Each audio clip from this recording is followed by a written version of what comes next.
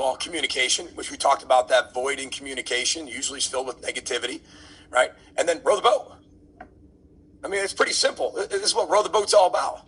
I mean, we're in uncharted waters. We're in a pandemic. Nobody knows. You got to keep your oar in the water and just keep rowing. But I've talked to my players every single day. And it's amazing because it's taken a lot of work and a lot of time.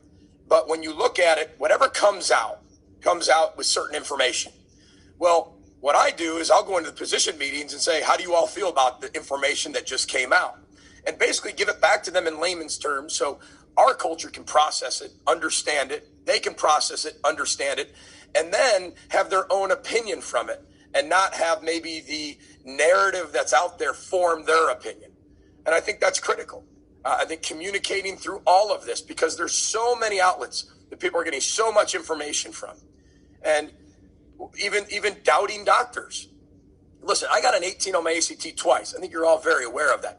If I'm going to take something for a headache, I have to read a bottle and say directions. How many should I take? Or I ask Heather. It's just as good as the doctor. So how am I going to doubt a doctor when I was an elementary school teacher and studied, and taught 6th grade social studies? I'm not going to act as the doctor. We're going to take the information that doctors are going to apply and medical teams are going to be able to give the rules and advice for, and then we're going to apply it. But as we apply it, we're going to talk about it. And I think that's critical. I think communication's absolutely critical in any relationship and any pandemic. The more communication, the better. And then you can make your decisions.